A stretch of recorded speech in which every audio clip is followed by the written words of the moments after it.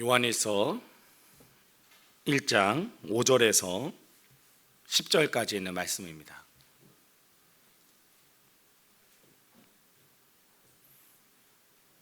다 찾으셨으면 우리 함께 한 목소리로 읽습니다. 우리가 그에게서 듣고 너에게 전하는 소식은 이것이니 곧 하나님은 빛이시라 그에게는 어둠이 조금도 없으시다는 것이니라. 하나님과 사귐이 있다 하고 어둠에 행하면 거짓말을 하고 진리를 행하지 아니함이거니와 계신 것 같이 우리도 빛 가운데 행하면 우리가 서로 사귐이 있고 그 아들 예수의 피가 우리를 모든 죄에서 깨끗하게 하실 것이요 만일 우리가 죄가 없다고 말하면 스스로 속이고 또 진리가 우리 속에 있지 아니할 것이요 만일 우리가 우리 죄를 자백하면 그는 미쁘시고 의로우사 우리 죄를 사하시며 우리를 모든 불의에서 깨끗하게 하실 것이요 만일 우리가 범죄하지 아니하였다 하면 하나님을 거짓말하는 이로 만드는 것이니 또한 그의 말씀이 우리 속에 있지 아니함이니라. 아멘. 예수님께서 승천하시면서 우리에게 약속해 주신 사실이 있습니다. 요한복음 14장 18절 말씀에 보면 우리에게 아주 중요한 약속을 해주셨는데 그것은 바로 너희를 고아처럼 버려두지 아니하고 너희에게 다시 오겠다라는 약속입니다. 예수님이 떠날 것만 같았던 제자들, 그 제자들에게 예수님은 걱정하지 마라, 내가 너희들을 고아처럼 버려두지 아니하고 몇 날 못 돼서 올 것이다 라고 약속해 주셨죠. 그리고 이제 예수님께서는 오순절 마가 다락방에서 그 약속을 지키셨습니다. 성령의 역사로 말미암아 이제는 예수님은 우리와 함께 하고 계시다라는 사실입니다. 우리와 함께 하고 계시는 예수님, 그렇게 되면 그 예수님과 우리는 친밀한 교제를 나눌 수 있게 되었습니다. 우리가 어떻게 하면 예수님과 친밀한 교제를 나눌 수 있을까요? 우리 지난번 요한일서 1장 1절로 4절 말씀을 통해서 봤을 땐 생명의 말씀이신 예수님이라는 표현을 통해서 지금도 말씀을 통해 얼마든지 예수님과 사귈 수 있다라고 말씀을 나눴습니다. 성경은 하나님의 편지라고 이야기합니다. 정확하게 더 말씀드리면 성경은 하나님의 러브레터라고 이야기하죠. 사랑의 편지라고 이야기합니다. 우리를 향해 너희가 너를 사랑한다, 내가 너를 사랑한다, 내가 너를 사랑한다는 고백이 바로 우리가 가지고 있는 성경입니다. 그렇기 때문에 성경을 열심히 읽으면 그 성경 속에 말씀하시는 하나님의 음성을 들을 수 있게 되고 그 하나님과 친밀한 사귐을 가질 수가 있습니다. 사랑하는 하나님의 말씀을 통해 하나님과 사귀며 살아가는 우리 모든 복된 성도님들이 되실 수 있길 간절히 소망합니다. 또 하나, 어떻게 우리가 하나님과 사귐을 가질 수 있을까요? 오늘 본문을 통해서 예수님과 사귈 수 있는 방법에 대해서 살펴보려고 합니다. 7절 말씀을 보면 우리가 어떻게 하면 예수님과 사귐을 가질 수 있는가? 라는 대답을 이렇게 하죠. 하나님께서 빛 가운데 계신 것 같이 우리가 빛 가운데 나아가면 우리는 하나님과 사귈 수 있다. 하나님께서 빛 가운데 계신 것처럼 우리가 빛 가운데로 나아가면 예수님과 하나님과 사귈 수 있다라고 성경은 이야기합니다. 그렇다면 어떻게 하는 것이, 어떻게 사는 것이 빛 가운데 나아가는 것일까요? 이렇게 질문을 한다면 어떤 사람들은 빛 가운데 사는 것은 죄를 짓지 않는 겁니다 라고 대답할 수도 있습니다. 틀린 답은 아니지만 그렇다고 맞는다라고도 말할 수 없습니다. 왜냐하면 만약 빛 가운데 사는 것이 죄를 짓지 않는 것이라고 이야기한다면 7절 후반절에 나오는 말씀은 모순되다는 거죠. 7절 후반절에는 어떻게 기록되어 있습니까? 예수의 피로 말미암아 우리의 모든 죄가 깨끗해질 수 있다고 표현합니다. 빛 가운데 거하는 것이 단순히 우리가 죄를 짓지 않는다라고 이야기한다면 그러면 예수님의 피는 소용이 없습니다.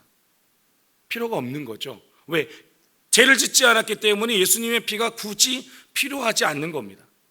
그런데 성경 7절 후반절에는 예수님의 피가 우리의 죄를 깨끗게 할 것이다 라고 표현하고 있다는 겁니다. 그 말은 우리가 빛 가운데 나아간다는 것은, 빛 가운데 산다는 것은 무엇을 의미합니까? 그것은 내가 가지고 있는 허물과 또 죄악을 드러내는 것이 바로 빛 가운데 사는 것이다라고 말해주고 있는 것입니다. 사랑하는 우리가 빛 가운데 나아간다고 해서 우리의 문제가, 우리의 죄악이 사라지지는 않습니다. 다만 우리는 문제가 있는 그대로, 잘못이 있다면 잘못 있는 그대로 우리의 모습을 다 드러내야 합니다. 이것이 바로 빛 가운데 사는 삶입니다. 그것이 싫은 사람은 어둠 속에 숨어 살 수밖에 없습니다.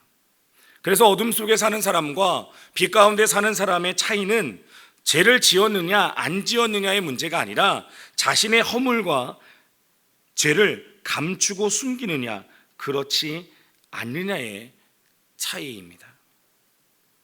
우리가 예수님과 친밀한 동행을 하며 교제를 나누길 원하신다면 이제는 우리의 마음과 삶을 예수님 앞에 그대로 다 드러내는 성도들이 되실 수 있길 소망합니다. 8절을 보면 우리가 죄가 없다고 말하는 것은 자기를 속이는 것이요 진리가 우리 속에 없는 것이라고 표현합니다.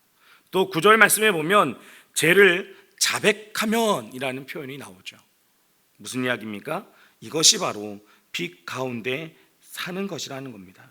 우리가 죄를 자백하면 하나님은 신실하시고 의로우셔서 우리 죄를 용서하시고 모든 불의에서 우리를 깨끗하게 해주신다는 것이 바로 요한 1서의 이야기입니다. 더불어 5절에서 요한 사도는 예수님으로부터 직접 들은 말씀이라고 이야기하며 하나님은 빛이다 라고 이야기합니다. 하나님은 빛입니다. 만약 우리가 하나님의 빛이신데 그 하나님과 사귐을 갖길 원한다면 우리는 빛의 자리로 나아가야 한다는 사실입니다. 빛 가운데 사는 사람, 그 사람이 바로 하나님과 교제하는 사람입니다. 누가복음 18장의 말씀에 보면 예수님이 바리새인과 세리의 기도를 통해 설명하는 부분이 등장을 합니다. 바리새인은 이렇게 기도하죠. 바리새인은 서서 따로 기도하며 이르되 하나님이여 나는 다른 사람들 곧 토색, 불의, 간음을 하는 자들과 같지 아니하고 이 세리와도 같지 아니함을 감사하나이다. 나는 일에 2번씩 금식하고 또 소득의 11조를 드리나이다 하고, 반면에 세리는 눈을 들어 하늘을 쳐다보지 못하고 가슴을 치며 이렇게 기도합니다. 하나님이여 불쌍히 여기소서 나는 죄인이로소이다.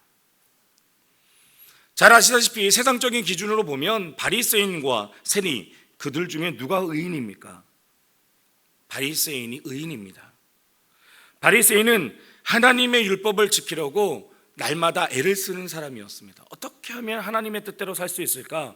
어떻게 하면 하나님의 뜻을 벗어나지 않고 살 수 있을까? 그것을 고민하며 지키며 살아가는 사람이 바리새인이었습니다. 그런데 예수님은 세리가 바리새인보다 의롭다라고 말씀하고 있다는 겁니다. 무슨 차지일까요? 어떠한 기준일까요? 겉으로 보면 분명히 바리새인이 훨씬 더 경건합니다. 경건하게 살고 있죠. 나는 일일이 2번씩 금식하고 또 소득의 11조를 드리나이다. 전혀 문제가 없습니다. 엄청 경건하게 살고 있는 겁니다. 하나님의 말씀대로 살아가고 있기 때문에 그렇습니다. 반면 세리는 남의 돈을 갈취하고 그래서 도둑놈이라고 소리를 듣는 사람입니다. 다른 사람의 마음을 아프게 하고 눈물 흘리게 하는 사람이 세리였습니다. 그래서 거지가 동량을 받아도 세리한테는 안 받는다는 이야기가 나올 정도였습니다. 그런데 어째서 세리가 더 의롭다함을 얻었느냐 말입니다. 그것은 바리새인의 기도와 세리의 기도의 내용의 차이입니다. 바리새인의 기도 속에는 자신이 잘못했다는 고백이 하나도 없었습니다. 그런데 세리는 자신이 잘했다는 이야기를 하나도 하지 않고 하나님 앞에 자신은 죄인이라고 고백하고 있다는 사실입니다. 이것이 예수님의 의로운 자의 기준이었습니다. 사랑하는 여러분, 우리가 때때로 다른 사람을 보며 이렇게 말할 때가 있습니다. 야, 저 사람은 참 믿음이 좋아. 근데 이 말은 맞을 수도 있고 틀릴 수도 있습니다. 왜냐하면 사람 앞에 의롭다는 것은 보여지는 부분이기 때문에 그렇습니다. 근데 더 중요한 것은 그 안에 내면의 모습이라는 겁니다. 다른 사람 앞에 의롭다는 모습을 가지고 살아가지만 정작 그 속에는 불의가 가득하다면, 악독이 가득하다면, 미움과 시기와 질투가 가득하다면 그 사람은 의로운 삶의 모습을 가지고 살아가는 것처럼 보이지만 실상은 그렇지 않다라는 겁니다.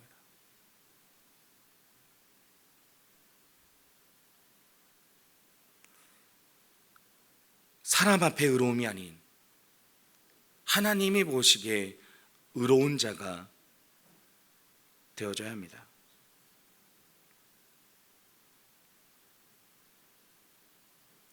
자신을 감추고 살아간다고 그 의로움이 드러날 수 없습니다.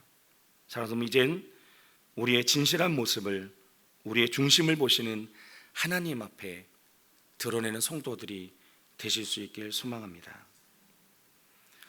자신을 죄인이라고 고백한다고 해서 그것만으로 빛 가운데 산다고 말할 수는 없습니다. 우리는 우리의 입술의 고백이 필요합니다.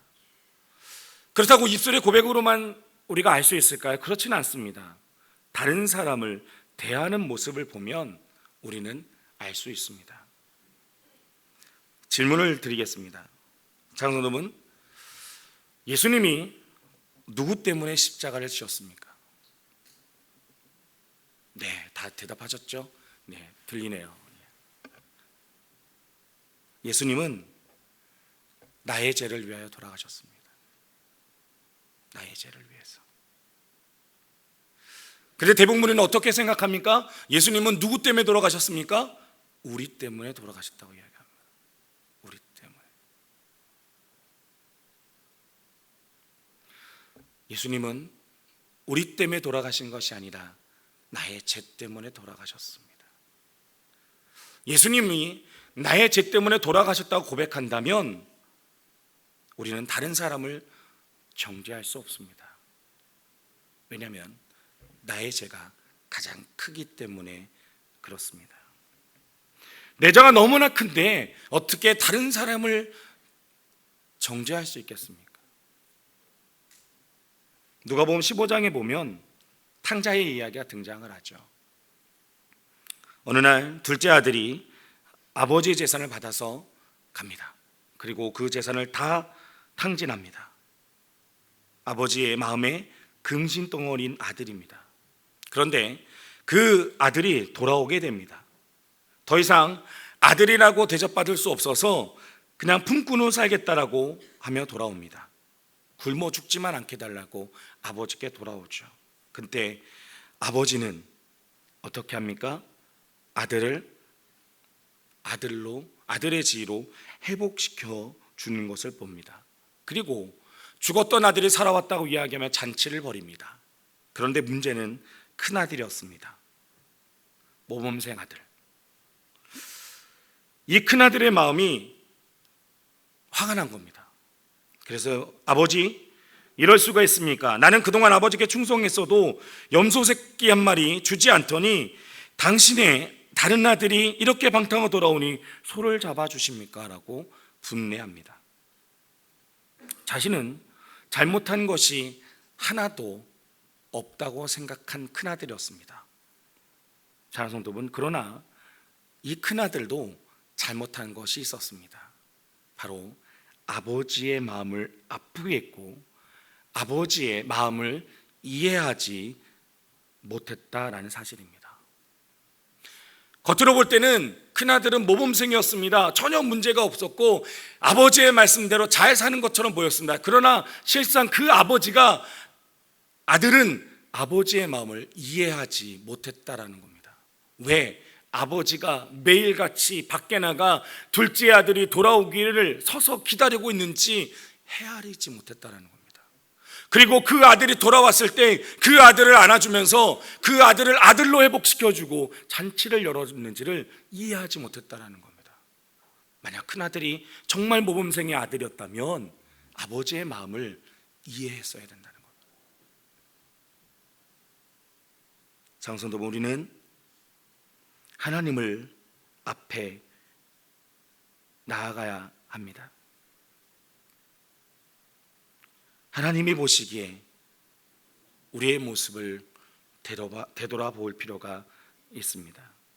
아직 아주 솔직하게 감추지 말고 속이지 말고 하나님 앞에 있는 모습 그대로를 드러내 보이는 우리 성도들의 모습이 되실 수 있길 간절히 소망합니다.